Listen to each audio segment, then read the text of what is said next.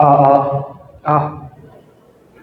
자, 시작이 되었으므로 잠시 기도하고 시작하겠습니다. 할렐루야, 살아계신 우리 하나님 아버지를 찬양합니다. 우리 주님 부활하신 날 죄와 사망의 권세를 이기시고 부활하신 그날 오늘도 주님을 찬양하며 감사하며 그 부활이 나의 부활이 되었음을 고백합니다. 이 시간 저희들 주님의 은혜를 따라 우리 주 예수 그리스도의 보혈의 피를 따라 부활한 저희들 오늘도 주의 말씀을 깨달아 알므로 말미암아 부활의 능력과 부활의 힘을 얻어 이 땅 살아가기를 소원합니다. 오늘도 성령께서 함께 하셔서 우리 주 예수 그리스도 안에서 풍성한 은혜로 충만케 하여 주옵소서. 감사드리옵고 우리 주 예수 그리스도 이름으로 기도드립니다. 아멘. 자, 시간이 되었으므로 시작하겠습니다. 아, 불을 잠깐 켜야 되겠구나. 잠깐만요.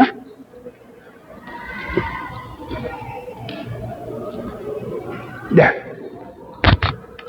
자, 우리가 구원의 서정에 대해서요, 계속 지금 저희들이 알아보고 있습니다. 구원이 어떻게 시작해서 어떻게 끝을 맺어가는가라는 것에 대해서 공부를 하고 있는데요. 먼저 구원은 무엇로 시작을 했습니까? 소명, 부르심,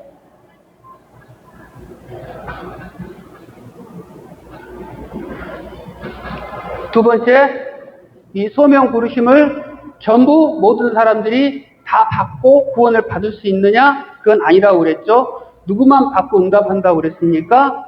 중생한 자, 거듭난 자, 포로는 헤나세, 다시 태어난, 소명은 샤마다, 헤나세. 그리고 지난주에 저희들이 그렇다면 이 중생한 자는 뭘 깨닫느냐로 공부를 쭉 했어요. 뭘 깨달았습니까? 가장 중요한 건 죄를 깨달았어요. 죄. 그 전까지 거듭나지 아니하였을 때는 죄가 죄인 줄 알지 못했고 그냥 살았어요.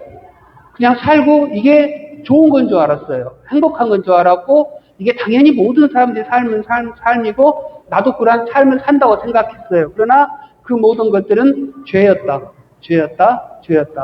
걸 생각했고, 자, 이제 그 죄에서 어떡한다? 회개한다.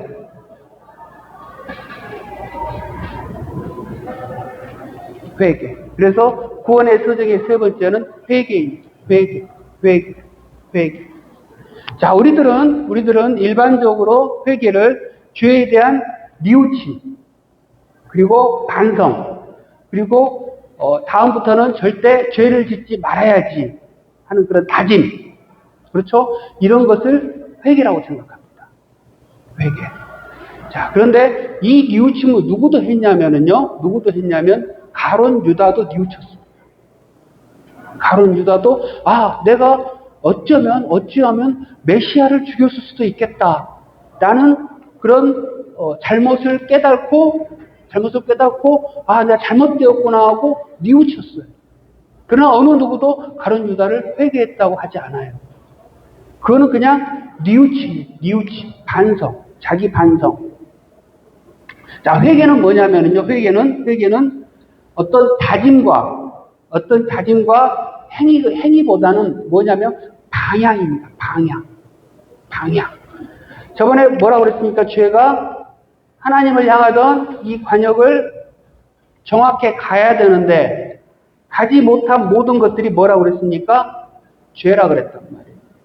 회개는 뭐냐면 이 방향을 바꾸는 거예요. 방향을. 그러니까 우리가 조심해야 되고 생각해야 될 게 이 회개를 어떤 나의 다짐, 결심, 거기에 따른 행위, 이것보다도 더 중요한 게 뭐냐면 방향이란 말이에요. 자, 쉽게 말해서 이렇게 설명해 볼게요. 버스를 탔는데 잘못 탔어요. 동이쪽으로 오는 버스를 타야 되는데 가로로서 가는 버스를 타버렸어요. 우리 아들이 한번 그랬어요. 버스를 타라고 그랬더니, 자, 버스를 잘못 타고 갔는데, 그러면 일단 처음에는 몰랐지만 나중에는 알 거 아니에요. 버스를 잘못 탔다는 거를. 그러면 발 동동동동 굴리고, 아이고 내가 잘못 탔네. 이거 안 있으면 돼요, 안 돼요? 안 된단 말이에요. 어떻게 해야 됩니까? 다시 내려서 갈아타야 돼요. 이게 회개예요. 그러니까 우리는 보통 일반적으로 발 동동동동 걸리면서 끝나요, 그냥. 그리고 회개했다고 생각을 해요. 그냥 여전히 나는 똑같은 행위, 똑같은 그런 것을 향해서 가면서도 내가 이런 죄는 잘못됐구나. 다시 하지 말아야지. 이런 마음만 있지 결과적으로 내가 방향을 틀지는 않는다고. 근데 이 방향을 트는 것까지가 회개예요. 방향을 트는 것까지가. 제가 우리 아이들하고 교제하면서 성경 공부하고 이러면서 나눴던 것들이 있어요. 그래서 이게 구원과 회개 이런 부분들을 얘기를 했던 적이 있어요. 그러면서 아이들이 그때 무슨 만화를 많이 봤냐면 만화 영화를 원피스란 만화 영화를 봤습니다. 원피스. 지금도 뭐 극장 상영을 하더라고요. 근데 이게 무슨 얘기냐면 해적선 얘기예요. 해적선. 해적들이 억울하게 해적이 되어서 해적선 안에서 생활하는 이러한 얘기인데 그 주인공은 해적선 안에서 아주 정의로워요. 약한 자를 돕고요. 억울한 자의 억울함을 풀어주고 불쌍한 자를 도와주고 배고픈 자에게 먹을 것을 주고 아주 착한 일을 많이 해요. 해적선 내에서. 그래서 내가 예를 들어서 그러면 이 사람이 하나님 보시기에 착한 사람이냐 아니냐 선한 사람이냐 아니냐라고 물어봤어요. 애들이 일단 처음에는 착한 사람이지 주인공인데다가 좋은 일 그렇게 많이 했잖아. 자, 여러분 어떠세요? 이 주인공 착한 사람입니까? 이래서 선한 일을 많이 했기 때문에 이 주인공은요 선한 일도 하고 착한 일도 하고 옳은 일도 하고 정의로운 일도 하고 어려운 사람도 보살펴주고 다 했어요. 근데 이 사람이 어디에 있습니까? 해적선 안에 있어요. 그럼 이 사람은 뭡니까? 해적이에요. 죄인이에요. 이 사람은 결국은 해적선 안에서는 그렇고 살지만 육지에 닿으면 어떻게 해야 됩니까? 이 사람은 경찰에 잡혀가요. 그래서 재판을 받아야 돼요. 판사 앞에서. 벌을 받을 거예요. 그 운명이에요. 이 사람은. 이 사람이 죄인이 되지 않을 유일한 방법은 뭡니까? 해적선 밖으로 나오는 거예요. 이 안에 있는 한은 이 사람이 어떠한 좋은 일, 착한 일을 하더라도 죄인이고 해적이란 말이에요. 이 해적선이 세상이에요. 세상. 그렇죠? 이 세상 안에서 있는 사람은 세상 안에서 세상과 함께 살아가고 있는 사람은 결국은 어떠한 사람이냐면 결국은 그 끝이 왔을 때 세상의 끝이 왔을 때 하나님의 심판을 받아야 될 대상자들이에요. 어떻게 해야 됩니까? 이 세상에서 나와서 하나님 나라로 옮겨져야 돼요. 그래서 예수 그리스도께서 구원을 뭐라고 그러냐면 하나님께서 구원을 뭐라고 그러냐면 그의 아들로 옮겼다라고 해요. 그의 아들의 나라로 옮겼다. 우리는 그래서 옮겨진 자예요. 옮겨진 자. 이게 회개이고 구원입니다. 결국은 방향을 어떻게 해야 됩니까? 세상을 향하여 죄에 대해서는 죽고 누구를 향하여 살아야 됩니까? 하나님을 향하여서 살아야 됩니다. 이게 구원입니다. 이게 회개입니다. 이 개념으로 알아야 돼요. 내가 이걸 했다가 다음부터 하지 말아야지 안 했다. 그러나 회개했다. 이게 아니란 말이에요. 이것을 향하여 죽고 하나님을 향하여 살아가야 돼요. 이게 공식적으로 내가 입술로 고백을 하고 그 교회에서 인정을 해주는 게 뭡니까? 혹시 아세요?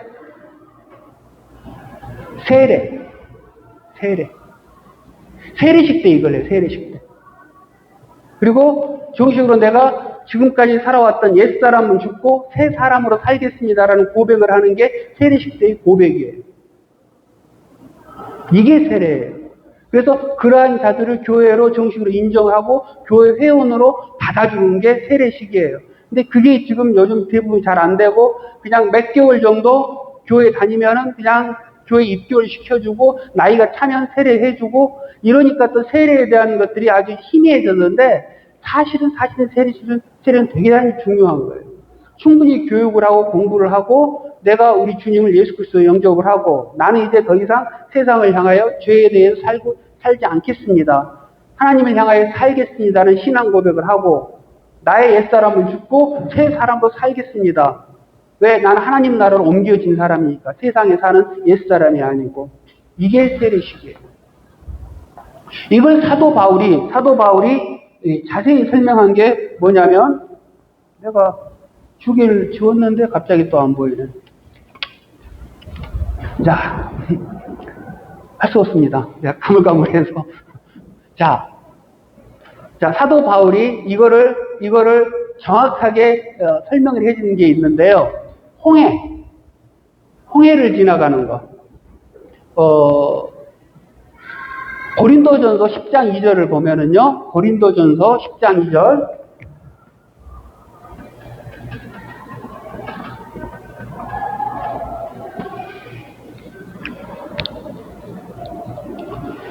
고린도전서 10장 2절을 보면 뭐라고 나오냐면요.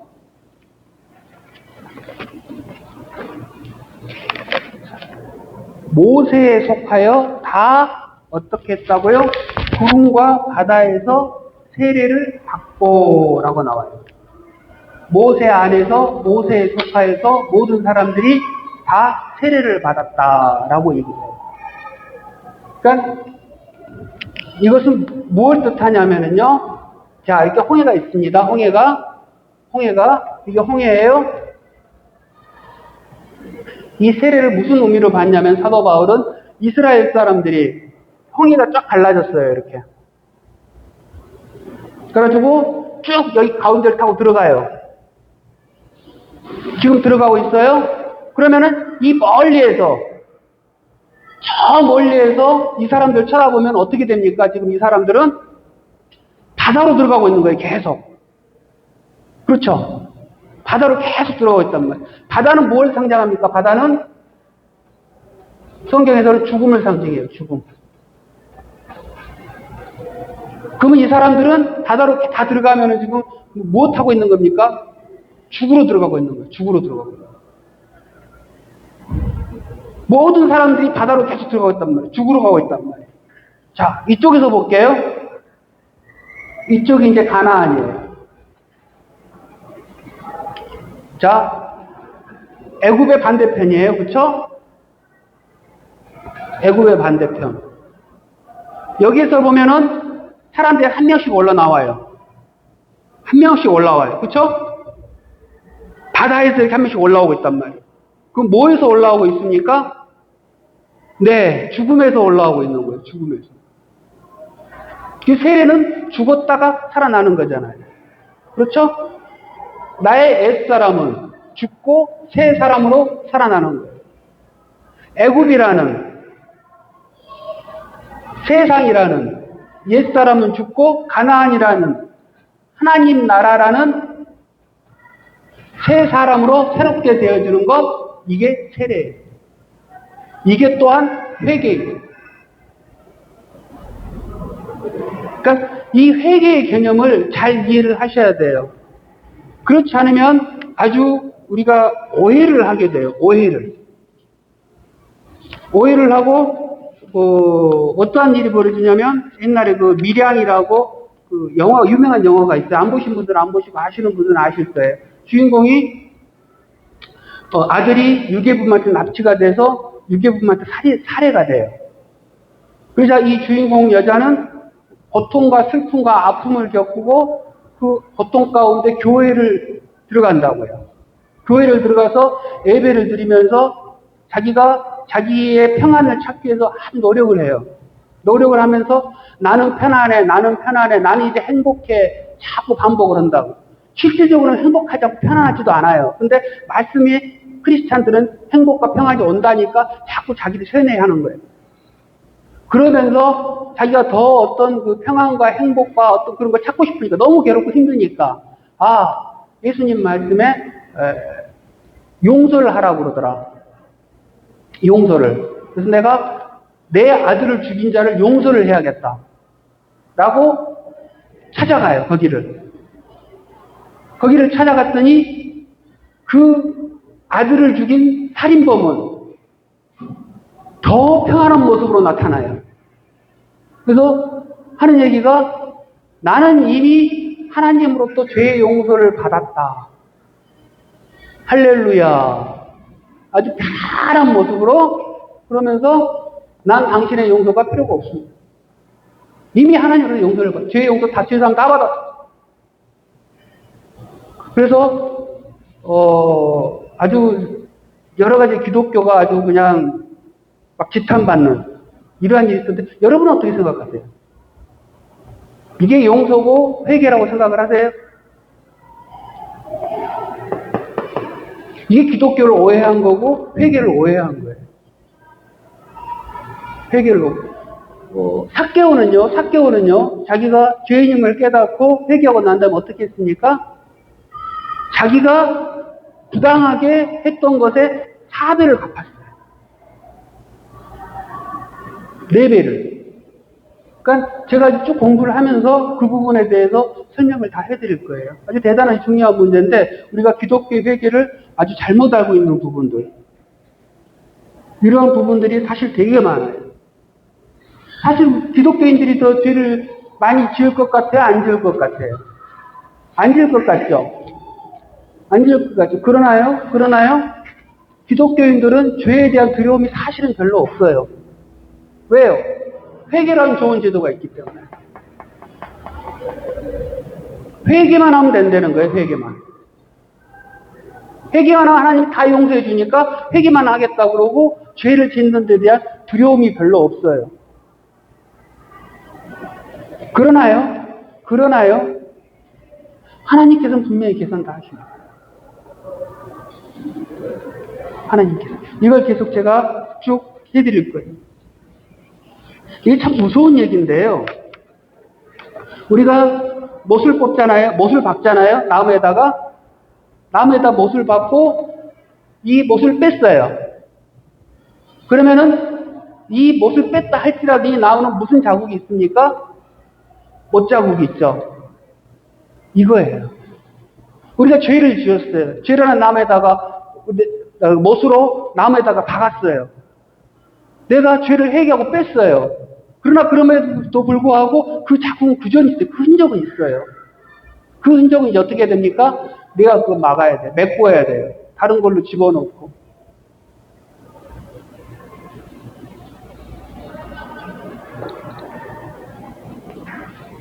이런 회개를 우리들이 알고 점검을 해야 돼요.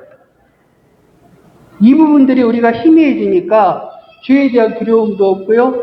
우리는 일반적으로 어떻게 생각하냐면요. 예수 그리스도께서 우리의 과거의 죄, 현재의 죄, 미래의 죄까지 우리의 모든 죄값을 대신하여 지불하셨다. 죽으셨다. 그러니까 우리는 죄에 대해서는 자유한다. 그래서 구원파들은 한 번 회개를 했으면 더 이상 회개할 필요가 없다. 그건 교회에서 너무 율법주의로 가르치는 것이다.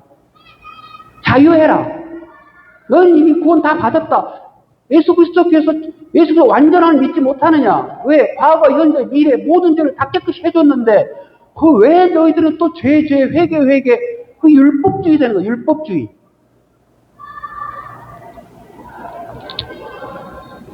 그러나 그렇지 않습니다.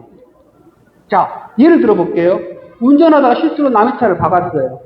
어떡합니까? 차 수리해줘야 돼요. 변상 다 해줘야 돼요. 그렇죠? 내가 남을 때렸어요. 남을 때렸으면 어떻게 합니까? 치료비 물어줘야 돼요. 더 심하면 경찰서 가야 되고, 그것도 더 심하면 깜빵도 가야 돼요. 하나님께서 그것까지 없이 해주지는 않는단 말이에요.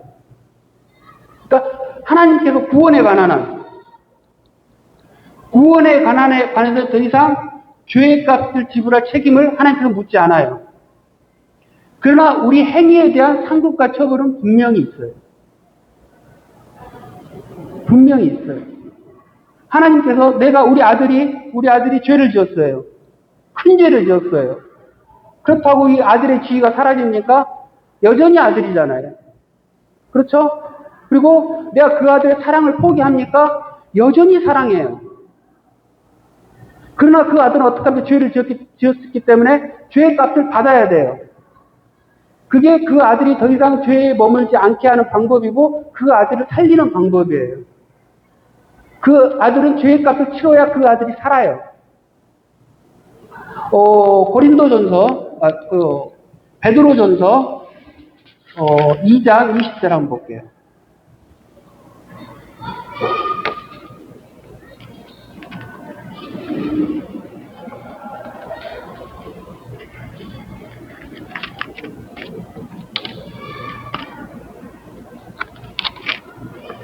베드로전서 2장 20절 누가 찾으셨어요?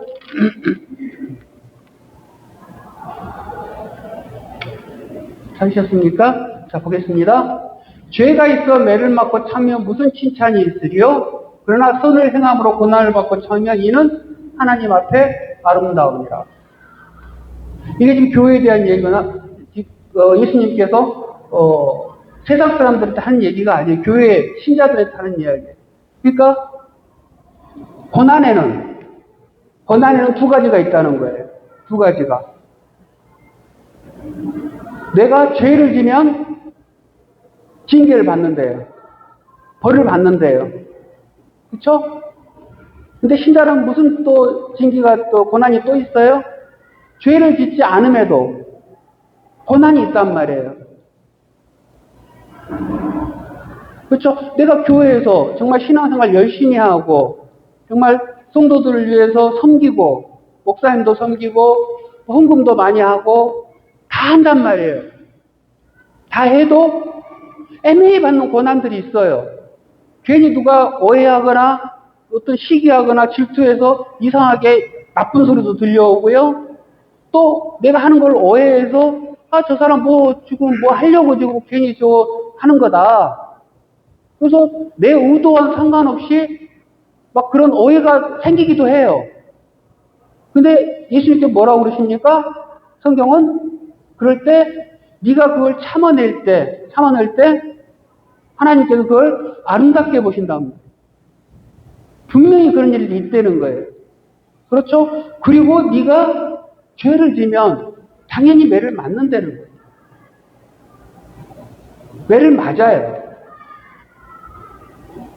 하나님께서 우리가 바로 무슨 일을 내 죄 지면 바로 때려주면 내가 바로바로 깨닫겠는데 그럴 경우도 있지만 대부분의 경우는 그냥 놔둬요.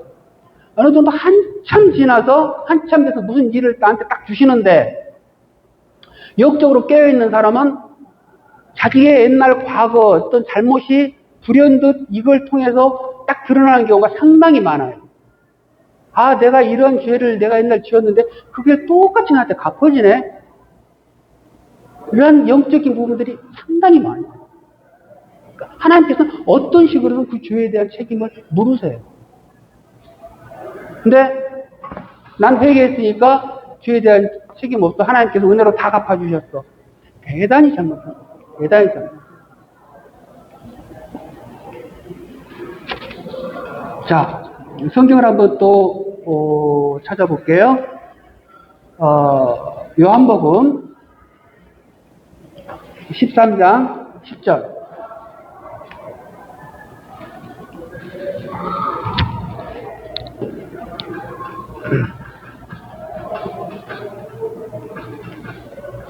자, 회개는요, 두 종류가 있어요. 두 종류가. 첫 번째는 뭡니까? 구원에 이르는 회개가 있어요. 구원.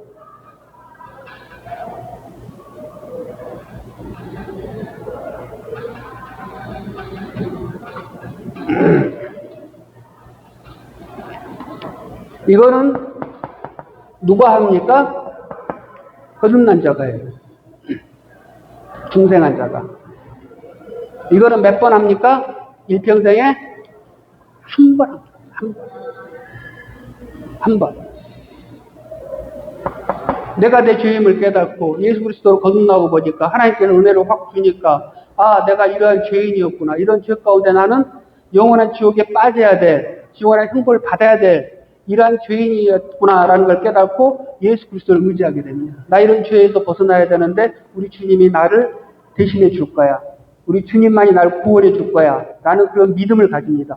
이때 하는 회개가 구원에 이르는 회개 딱 한 번 하면 됩니다. 한 번 하면 됩니다. 그리고 또 무슨 회개가 있습니까? 거룩에 이르는 회개.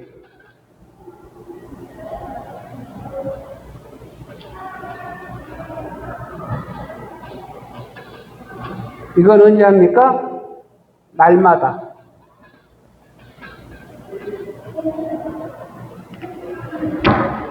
날마다 매 순간순간만 내가 내 죄를 깨달을 때마다. 이게 지금 오늘 본문의 말씀입니다. 요한복음 13장 10절.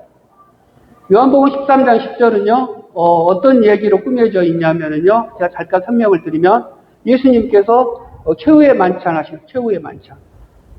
마지막 식사를 하시는 거예요. 6월절 어린 양 만찬을 목요일 날 하십니다. 원래 6월절 만찬은 언제 하냐면 금요일 날 합니다. 금요일 날 하는데 예수님께 하루를 당겨서 하세요. 왜? 금요일 날에 자기 스스로 어린 양이 될 것이기 때문에. 자기가 어린 양이 되어서 십자가에 못 박혀 죽을 것이기 때문에 하루를 당겨 합니다. 그리고 이때 뭘 하시냐면은 새 언약을 하시죠. 새 언약. 성만찬을 만드세요. 내 떡을 떼어주면서 내 몸이니 먹어라. 내 피를 마셔라. 라고 하면서 이건 내 피로서 새 언약이다라고 새 언약을 세우십니다. 이 언약을 세우시기 위해서 예수님께서 목요일 날 만찬을 드세요. 그러면 옛 언약은 언제 맺어졌습니까? 옛 언약은 새 언약이 있으면 옛 언약도 있을 거 아니에요. 그렇죠? 그냥 언약마다 새 언약이랑 그럴 수는 없는 거니까. 옛 언약 언제 세워졌죠? 출애굽기 24장을 보면은요. 모세가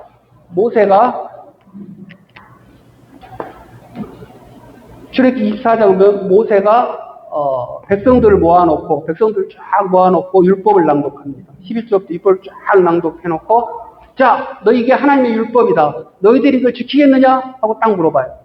그러니까 백성들이 막 난리가 나죠. 아멘, 아멘 하고 지키겠습니다. 막 해요.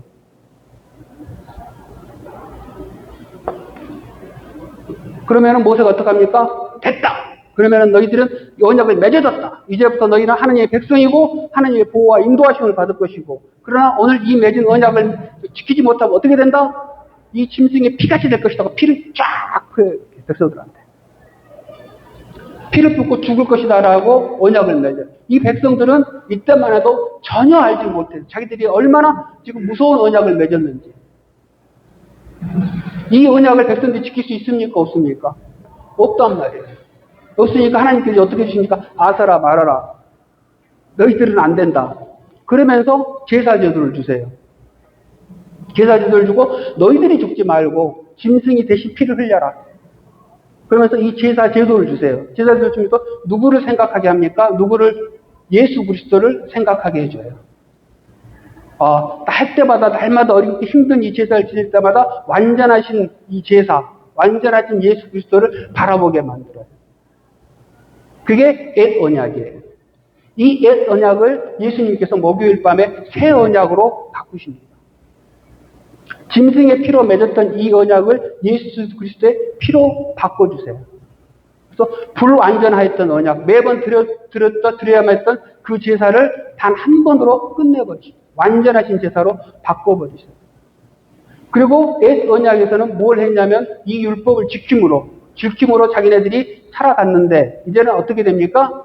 믿음으로 이 언약을 받아들이기만 하는 믿음으로 얻어주는 이 새 언약으로 예수님께서 바꿔주세요. 오늘은 이제 성찬에 관한 얘기나 하니까 이 정도까지 한번 넘어갈게요. 일단 나왔으니까 말씀드리는 거고 자 그러고 난 다음에 예수님께서 수건을 두르시고 제자들의 발을 씻겨주십니다. 제자들의 발을 씻겨주시는데 이 발을 씻겨주는 의미는 뭐냐면 유대인들은 밖에 나갔다 들어오면은 발을 씻어야 돼요. 샌들을 신거든요. 샌들 지금 이런 구두가 아니고 샌들 같은 거 신는데 흙먼지길을 다니잖아요. 그런 유대인들은 다니면서 자기들이 어떤 정결한 곳, 깨끗한 곳만 가려고 노력을 했으나 어떤 더러운 곳을 가게 돼서 여기가 부정하게 되었을까봐, 죄가 들어왔을까봐 이것을 깨끗하게 하는 의미로 이걸 발을 씻어요. 그냥 씻는 게 아니고. 그러니까 집에 들어오면 이 집은 뭡니까? 깨끗한 곳이에요. 거룩한 곳, 정결한 곳이에요. 이 정결한 곳에 죄를 가지고 오지 않기 위해서 집에 들어오자마자 물을 씻어요. 물로 발을 씻어요. 그리고 항상 그 항아리가 있어요. 이렇게 가자마자 이 항아리에 그 물로 씻어요. 여러분 그 요한복음 2장에 예수님이 가장 먼저 했던 기적이 뭐죠? 네? 물로 포도주 만드는. 그쵸? 혼인잔치, 가나의 혼인잔치. 뭐 이것도 역적 의미가 이거 넘어갑니다. 쉬운 것만 일단 이 관련된 부분 얼른 말씀드릴게요. 그때 예수님이 항아리에 물을 채워라 하시죠. 그 항아리가 눈치채신 분들은 빨리 이제 말씀을 하셔야지. 그 항아리가 이 정결례 쓰는 항아리예요. 이게 정결예식법이라고 그래가지고 율법에 나와 있는 정결예식법이에요. 그러니까 그 항아리에다가 있는 물로 그 사람이 씻는 이 정결예식법인데 예수님께서 그 항아리에다 물을 담고 그 물을 포도주로 만드신 거예요. 그러니까 옛 언약의 율법을 새 언약으로 바꿔주신 거예요. 그 사건이거든요. 그와 마찬가지로 지금 예수님께서는 정결예식으로 물을 씻어주는데 이때 이걸 씻어주는 사람은 누구냐면 그 집안에서 종 중에서도 가장 낮은 종, 가장 하천한 종이 그걸 담당을 해요. 그걸 씻어줘요. 이걸 가지고 책망하셨던 부분이 있는데 예수님이 귀신 들렸다가 살아난 여자, 죄인이었다가 돌아온 여자로부터 향유를 받은 기름 부음 받은 사건이 있어요. 바리새인 시몬의 집에 예수님이 초청을 받아요. 받고 식사를 하자고 초청을 받고 갔는데 거기에 그 여인이 나타나서 예수님에게 향유를 붓거든요. 자, 그런데 예수님께서 그 바리새인 시몬을 책망을 하십니다. 책망을 무슨 말을 너는 나에게 발 씻을 물도 가져다 주지 않았다. 그러니까 손님에 대한 예의를 행하지 않았다는 거예요. 손님이 오면 주인도 발을 정결하게 씻듯이 손님이 오면 반드시 손님의 발을 씻어주는 게 예의예요. 손님에 대한 레스페이트하고. 근데 그걸 하지 않은 거예요. 그러니까 바리새인 시몬은 예수님을 초청할 때도 좋은 마음으로 초청한 게 아니고 시험하기를 초청을 해야 했거든요. 그러니까 그만큼 이 물을 씻는다는 것, 그러한 의미가 있어요. 그런 의미가 있는데 예수님께서 갑자기 제자들 발을 씻긴다고 하니까 베드로가 화들짝 놀라요. 아니 예수님께서 지금 제자들의 생각은 어떠한 생각하고 있습니까? 예수님께서 예루살렘에 들어가시면 바로 이제 왕으로 등극하실 건데 만왕의 왕이 되실 분이신데 아니 왕이 되실 분이 어떻게 우리들의 발을 씻나요? 그건 저희들이 감당할 수 없습니다. 라고 이야기합니다. 그때 예수님 뭐라고 합니까? 나더라 발을 씻기라. 내가 발을 씻겨주지 않으면 어떡한다? 너와 나는 어떻게 된다? 상관이 없다. 상관이 없게 돼버린다라고 얘기합니다. 자, 예수께서 너를 씻기지 않으면 너와 나는 상관이 없게 된다. 예수님께서는 뭡니까? 너는 나의 죄 씻음을 받지 않으면 나의 은혜를 거부하면 너는 이제 나와 상관없는 사람이 된다. 그렇죠? 예수 그리스도의 죄 씻음을 받고 예수 그리스도 안으로 들어와야 연합되어야 너는 예수 그리스도를 거듭난 새 사람으로 살아가게 된다는 거예요. 회개의 삶을 살아간다는 거예요. 그래서 나에게 발 씻지 않으면 너는 나하고 상관이 없다라고 얘기를 해주시는 거예요. 자, 그래서 베드로가 뭐라고 그럽니까? 우리 베드로 깡이 좋잖아요, 일단 깡이 좋고 무대포잖아요. 아, 예수님, 이왕 그러면 시켜주실 거, 발만 시키지 말고, 손도 시켜주고, 얼굴도 시켜주고, 아예 목욕을 시켜주십시오라고. 이왕 주실 거면, 이왕 복 주실 거면, 다 달려는 거예요, 다. 복이란 복은 다 달려, 축복을 달래는 거예요. 예수님 뭐라 그럽니까? 한번 목욕한 자는 더 이상 씻을 필요가 없다. 발만 닦으면 된다. 이거예요. 한 번 거듭나서 예수 그리스도의 피로 깨끗함 받은 자는, 그래서 한 번 회개한 자는 더 이상 이 구원에 대한 회개를 할 필요가 없다. 구원에 관한 무서워서 벌벌 떨 필요가 없다는 거예요. 구원 받았다는 거예요. 그럼에도 불구하고 네가 밖에 나가서 만나다가 네가 알고도 모르고도 짓는 죄들, 네가 네 몸이 연약해서 짓는 죄들, 그러한 죄들은 네가 돌아오자마자 발을 씻듯이 이 발은 깨끗이 계속 씻어줘야 된다는 거예요. 뭘로? 예수 그리스도 보혈의 피로. 계속 깨끗하게. 그래야 네가 더욱더 거룩으로 나아간다는 거예요. 그래서 회개는 계속 날마다. 이거는 구원과 상관없는 회개. 내가 계속 거룩해지는 회개. 이런 회개는 계속 해야 된다는 거예요. 근데 구원파들은 이걸 인정하지 않아요. 한번 구원받고 회개했는데 뭘 자꾸 회개를 자꾸 해라고 그래서 우리들한테 마음을 아프게 하고 부담을 주느냐는 거예요. 이거 율법주의라는 거예요. 예수 그리스도의 구원은 완전하기 때문에 구원 한번 딱 받으면 끝이라는 거예요. 그래서 자꾸 부담 주고 뭐 그러지 말라는 거예요. 얼마나 좋아요. 그러니까 많은 사람들 구원파로 쑥 가가지고 야 우리가 잘못 살았구나. 교회 가니까 그냥 막 이거 하지 말라 저거 하지 말라 그러는데 그거 다 거짓말이야. 그냥 편하게 살면. 아니란 말이에요. 예수님도 분명히 얘기하시고 회개하라. 그렇죠? 그리고 분명히 또 말씀하시고 성경으로 분명히 봤잖아요. 우리가 계속 회개하지 않는 자들. 그리고 회개했다 하더라도 내가 죄를 짓는 것에 대해서는 반드시 징계하신다. 심판하신다. 이 부분을 분명히 해야 돼요. 그렇지 않으면 너무 은혜 하면서요. 너무 은혜 하면서 오해를 해요.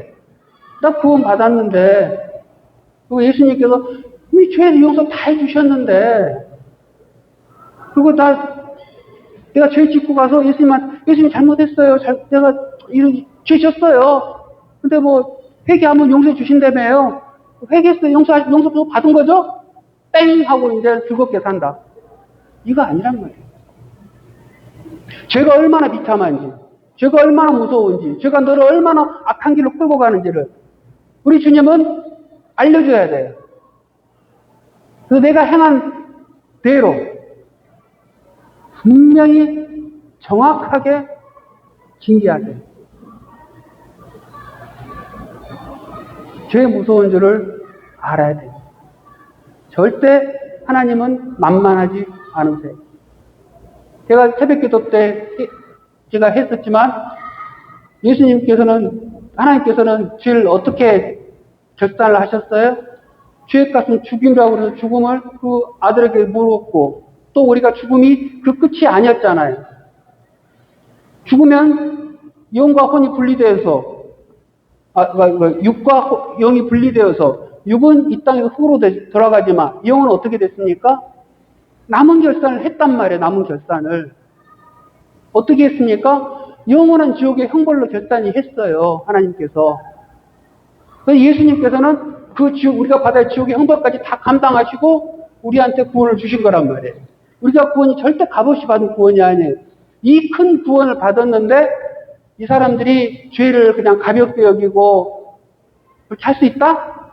없다는 거예요. 그 성경 분명히 얘기하잖아요. 육신대로 살면 네가 반드시 죽을 것이로되 영으로서 너의 몸의 행실을 죽이면 반드시 살리니. 우리가 육신에 따라 마음대로 사는 사람들이요 간단해요. 구원받지 못했기 때문에.